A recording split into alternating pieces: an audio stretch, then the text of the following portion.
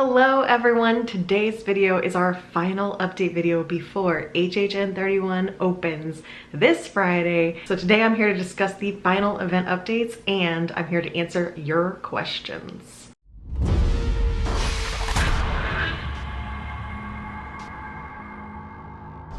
So yes, opening night is just a few days away. The countdown is almost complete. I can practically smell the fog at this point. We are almost there. So have no fear, I will be there in the fog on opening night, filming all of the fun. So if you haven't already, make sure to follow HHN Rumors on Twitter, DiscoLiz on Instagram, and subscribe to this channel. Those are the three ways that I will be updating from opening weekend and giving you guys all of the details for the houses, the scare zones, the food, the Dead Coconut Club, everything that I can cover on opening weekend. I will be trying my best to bring you guys all of the information, so make sure to subscribe. So before I dive into the questions that you guys submitted to me over the past few weeks, I do want to cover a few of the news items that have come out since I filmed my walking guide last week. And if you missed that, I will link that up above and down below. But last week I went into Universal and did a full walking tour of Halloween Horror Nights and tried to give all the basics, including resort guest entry, stay and scream locations, the food booths, everything that I could think of while I was in the park. I tried to cover for you guys, so check that video out. But here are the news items we have for the week. So the first major change that I want to share is that we found out that a house entrance has moved. So in my walking guide, I showed you that the two tent houses typically enter over by Men in Black. It's been that way for almost a decade now, but this year we have a change. This time around, Descendants of Destruction will enter over by Men in Black, by the Men in Black bathrooms that I showed in that video. Bugs Eaten Alive is actually going to enter over by the former Tent 3 location, which is past Men in Black, in between Men in Black and the Fear Factor stage / the Nightmare Fuel stage. They already have the sign up and it looks like, get your walking shoes ready, we're going to have to walk all the way back behind where Tent 3 used to exist. We're gonna go all the way behind the Men in Black building and then come back up to go to the tent. If you watch my videos, you know I always say to wear comfortable shoes. That means even more walking because typically it was a pretty short walk to those tent houses, especially if you had Express. It was a very short walk. I don't know what they're going to do for Express for this, but it looks like we're gonna have a long walk too. So everyone is going to get those steps in at Halloween Horror Nights 31. The second big item is that today we received the official map for Halloween Horror Nights. So I will go ahead and put that right here so you can check it out. But yes, we have the official map. And I did see some rumors floating around online this past week that Spirits of the Coven and Hellblock were flipped. But the map shows Spirits of the Coven and Hellblock where I thought they were going to be. And I believed the map over the sign. I have a feeling that maybe the sign just ended up in the wrong spot. Spirits of the Coven is in Soundstage 22. Hellblock Horror is in Soundstage 23A.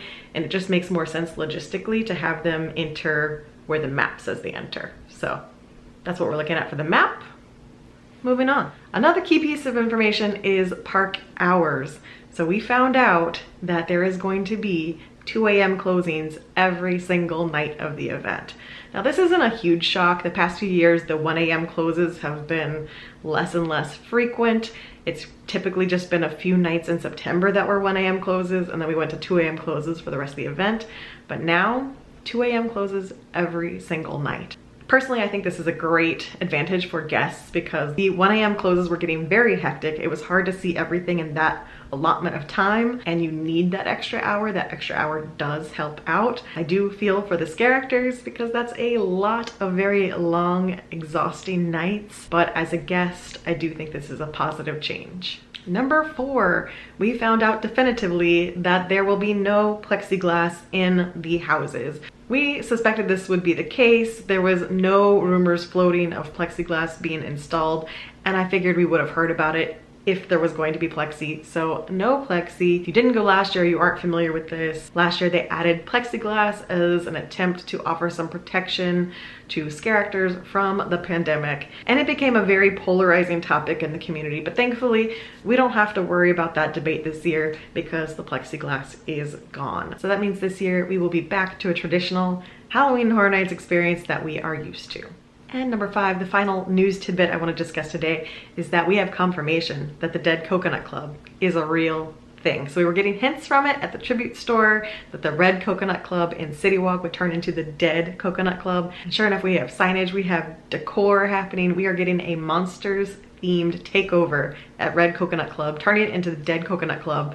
It looks like it's going to be a Monsters Tiki vibe, which makes me wonder if that summer Halloween store was a hint for what was coming for Halloween Horror Nights, because it seems like it's translating here.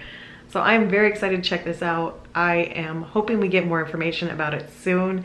And if it's open for opening weekend, I am definitely going to try to get there and cover the whole thing because it looks so cool. So I believe that was all our major news for the past couple weeks. Now let's dive into the questions that you guys submitted. Some of them are personal, you just want my opinion. Some of them are helpful tips that I thought would help many of you. So let's get into it. This first one actually came from a DM, but I figured I would share with everyone because it is, would you share your hype list for Halloween Horror Nights 31? So yes, absolutely. My hype list for the houses, we have 1. We'll go from 10 to 1. How about that? 10, we have Blumhouse. 9, Halloween. 8, The Weeknd. 7, Descendants of Destruction. 6, Bugs Eaten Alive. 5, Hellblock Horror. 4, Chupacabras. 3, Legends Collide. 2, Spirits of the Coven. And number 1, Dead Man's Pier. So a quick explanation of this ranking. Dead Man's Pier and Spirits of the Coven, definitely my 2 most anticipated. I've heard that Dead Man's Pier is very scenic, gorgeous, wintry. I loved Winter's Night, so I'm hoping it's similar to that. Spirits of the Coven, I love the concept of it. Down at the bottom, I have Blumhouse and Halloween just because they're the 2 IPs. They're the 2 least creative concepts because they're going to be based off IPs, and you guys know I am originals to the core. While I hope that they are good houses, they're just not gonna be high on my anticipated list because I already kind of have an idea of what they're going to be, whereas all the originals, I have no idea what I'm walking into, and I prefer that experience. That's my ranking of the houses. At the end of the season, I'll let you know how they ranked up because you never know. Sometimes things shift drastically from what you expect to what you experience. The scare zones, much harder for me to rank because I'm honestly interested in all 5 of them. It's such a great lineup this year, but this is my hype list. Number 5, Horrors of Halloween. Number 4, Conjure the Dark. Number 3, Sweet Revenge. Number 2, Scarecrows. Number 1, Deadly Unrest. So this ranking, very arbitrary. I put Horrors of Halloween at the bottom just because it's a piece of all the other zones, and I'm very much looking forward to seeing the Pumpkin Lord and seeing all the pumpkins lit up, but this seems like a best of zone, so I put it at number 5 just because I think it's going to be a mixture of all the other 4. I have Deadly Unrest and Scarecrows as my most anticipated, very much looking forward to these, but I'm really looking forward to the other 2 as well. So honestly, this year I think the scare zones all sound fantastic and I can't wait to experience them. So that's my list, but go ahead and leave me a comment down below and let me know what your list is. So this next question is from Regs. Are the tribute store and food and drink tents only open starting at 6:30? So I have to base this on previous years. I do not know what the plan is for HHN 31, but typically in previous years, the tribute store is open all day. It's open during normal park operations as well as Halloween Horror Nights. However, the food booths are only open during Halloween Horror Nights. Will they change that for this year? We will see very soon, but typically the food is Halloween Horror Nights specific, the tribute store open to everyone. Tamika asks, will the Stay and Scream areas be the same each year? Again, I have to answer this in theory. I don't know for sure. This is not something they really announce ahead of time, but we are assuming that the 2 main Stay and Scream areas will be Simpsons and New York. There are other overflow Stay and Scream locations, including Diagon Alley and Hello Kitty, but last year those were used for overflow capacity and it wasn't the same experience as the 2 main Stay and Scream locations. So unless something major changes this week, I would expect to go to either New York or Simpsons. Clinton E asks, first Stay and Scream, is there a benefit to arriving early or is entering the area right at 5 okay? This is personal preference based on what you want to do, what your goals are for Stay and Scream. But if you were just planning to come in and relax, have the head start, but you aren't worried about being the first person through the house, then you can absolutely get there at 5 p.m., waltz in, find a spot to hang out, no big deal. But if you want to be in that queue, in the Stay and Scream queue, to be some of the first people to head to the houses, you might need to get there earlier. Now, I will be the first to admit, I do not know what time they start lining up those queues. I have never been one of the people that want to be at the front of the line of that queue, So I'm not sure if they start that at 4:30, if they start that at 5, but you're gonna be looking for someone holding a sign that says the house that you wanna go to, and you're going to get in that queue. So the only benefit to getting there before 5 p.m. would be being one of those first people that get into those queues. If you're just there to have an early access, to still get in those queues early but not have to be one of the first people, then no, you can waltz in at 5, no big deal. But if you want to be some of the first people through the houses, you should probably get there earlier. Miss Fan Culture, Twisted Taters or pizza fries? I am team Twisted Tater. I do love pizza fries, but I make them better at home. I do. I've made them before at home and mine were far more delicious. So I am team Twisted Tater. However, truthfully, I am team Uncrustable because those fried Uncrustables were amazing. Don't think I'm gonna pay $15 for them this year, but I am excited to try all those crazy foods that they've come out with for HHN31. What was the first house you ever went to and were you scared? So yes, I was terrified. My first ever house at Halloween Horror Nights was Psycho, The Return of Norman Bates, I believe. It was in 2006. If you watch my videos, you know I always say that I've been going to Halloween Horror Nights since 2001, but I was a giant chicken from 2001 through 2005, and I only did scare zones. I did not set foot in a house until 2006, and I finally got peer pressured enough to give it a go, and I went into Psycho as my first ever house at Halloween Horror Nights, and I loved it. I still have very vivid memories of walking through that house. It was one of the tent houses.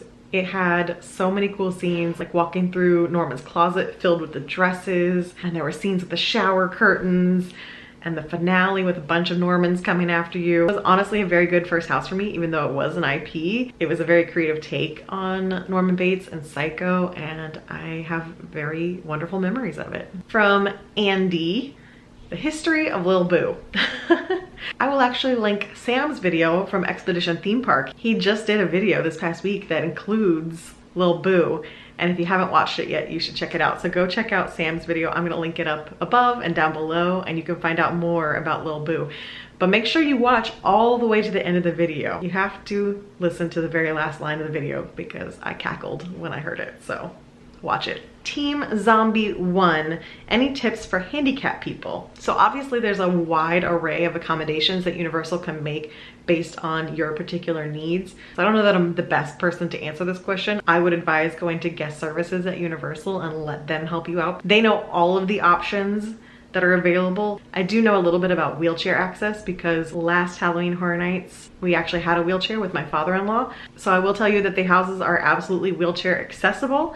If you are able to walk but just need the wheelchair to get through the park, then you can park the wheelchair at the front of the house. They will take it to the exit for you and you can walk through the house. That's what my father-in-law did. But the houses are absolutely wheelchair accessible for going through in a wheelchair, and the majority of the event is wheelchair friendly. However, there are obviously massive crowds of people, and that is the hardest part of having a wheelchair at the event. But otherwise, I would say go to guest services, talk to guest services, see what they can do for you, and they will definitely make your experience the best they can. Ryan asked, would you consider doing a park open to close challenge? I would say no. Only because I do not plan on being there for opening at any point during the event. Here's my reasoning. I will absolutely be there from close to open to close many nights. I struggle with the amount of crowds that are at the front gate right when the event opens. I'm not planning on doing Stay and Scream this year. Maybe some night I will, but I don't have intentions of doing Stay and Scream. But if I do, maybe I will try to do a Stay and Scream to close video. I've done it many nights in the past, but these days I like to show up fashionably late, around 7 or 7:30, where the main crowds have already gone inside, and then I waltz in without all the massive amounts of people waiting at the gates. So I would say no, but I won't rule it out. I'll let you know if I do. What do you think makes the perfect Halloween Horror Nights house?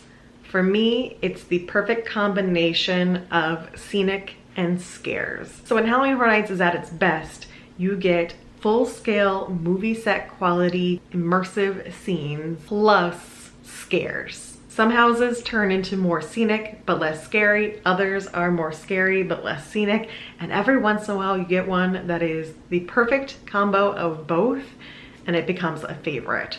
So Winter's Night is one that I can think of that I absolutely loved. Nightingales, the first Nightingales. Loved it. The Forsaken. Yes, I'm just going through 2011 houses because it's my favorite year. Even Scarecrow, which is, I think, across the board known as being the scariest house that's been at Halloween Horror Nights, was a great combination of scenic and scares. So that's what makes my perfect house. So Marianne asked, how do hotel guests get to the event? Do we use Stay and Scream? Do we get a separate entrance? So I answered this question in my walkthrough. I showed the resort guest entrance. You can only use Stay and Scream as a resort guest if you have an AP, a day ticket, or a Stay and Scream ticket to get into the park, and then you use your Halloween Horror Nights ticket to get into the event. So a resort guest key does not get you into Stay and Scream unless you have one of those other tickets into the park. Getting to the event depends on your resort. So if you are on the boat loop, then you will take the boat to get to City Walk. If you're at a resort that has bus service, then you will take the bus to City Walk and then enter through City Walk. For Premier Annual Pass members using their HHN free ticket, do we need to purchase the early Stay and Scream, especially if we're doing fast passes? So no, if you are an annual pass holder, you do not need to purchase Stay and Scream tickets. Your annual pass is your Stay and Scream ticket. All you need is access to the park before Halloween Horror Nights to do Stay and Scream, plus a Halloween Horror Nights ticket. So if you're an annual pass holder, you just use your AP to get into the park, and then you use your Halloween Horror Nights ticket to get into Stay and Scream. For the Premier APs, you do get a free Halloween Horror Nights ticket with your AP, and I believe that your tickets are only good for September, so you have to pick a September date. But yes, you can use your AP to get in Stay and Scream, and then your free ticket to get into Halloween Horror Nights. Okay guys, so that was all the questions you sent me. If you have anything else you want to ask, leave them down below. But for now, I'm gonna sign off, and I will see you guys in the fog very soon. Stay safe and stay spooky. Bye.